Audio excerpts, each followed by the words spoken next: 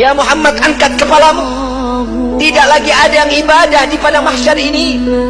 Mengangkat kepala, lalu sujud lagi Allah di hadapan Allah. Nabi Muhammad SAW diangkat lagi.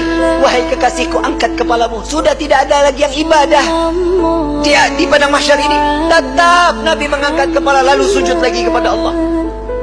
Sampai terakhir, apa yang kau inginkan wahai kekasihku? Ya Allah, selesaikan siksaan padang mahsyar. Biarkan mereka, masukkan mereka ke mizan penimbangan amal baik amal buruk mereka. Ya Muhammad, engkau meminta tanpa sujud kepadaku, aku akan memberikan apa yang kau inginkan.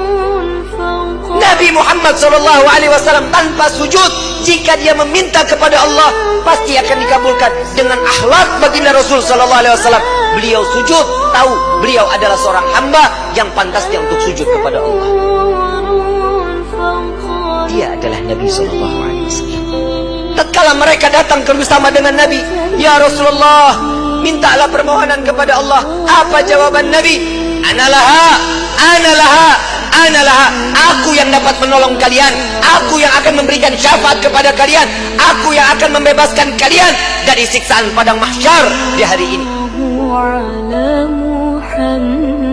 Saat dia meminta selesai padang mahsyar, masuk mereka semua ke mizan. Sampai di mizan, Nabi berdiri di depan mizan, melihat rombongan daripada umatnya. Saat beliau dalam keadaan dosa yang begitu besar, Nabi sujud kembali di hadapan Allah. Ya Rabb, doa baginda Rasul SAW, ya Allah, ringankan beban dosa umatku, beratkan pahala mereka, ampuni dosa mereka ya Allah.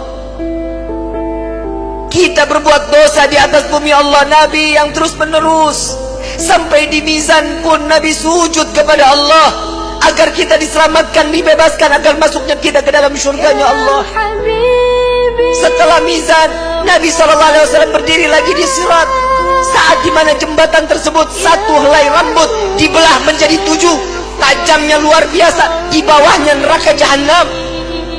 Nabi menunggu sampai ada umat yang ingin tergelincir, dipegang oleh Nabi, dituntun sampai di ujung daripada jembatan tersebut. Nabi menjaga umat sampai saat di dalam surga kelak, Nabi berdiri di depan pintu surga, tidak masuk ke dalam pintu surga, menunggu satu persatu agar masuk, mereka dimasuk ke dalam surga. Sampai di dalam riwayat Siti Fatimah bertanya, ya Rasulullah, untuk apa kau berdiri di depan pintu surga? Aku menunggu umatku. Jika satu yang tertinggal belum masuk ke dalam surga, maka aku tidak akan pernah masuk ke dalam surganya Allah. Huwa Muhammad, dia adalah Sayyiduna Muhammad. Sampai di dalam satu riwayat lain, Rasulullah izin kepada Allah melihat daripada daftarnya, umat satunya belum masuk ke dalam surganya Allah. Nabi berbincang kepada Allah, ya Rabb, izinkan Muhammad untuk memeriksa neraka. Sampai beliau masuk ke dalam neraka, mencari umatnya, lalu setelah itu diambil, lalu dibawa masuk ke dalam surganya Allah.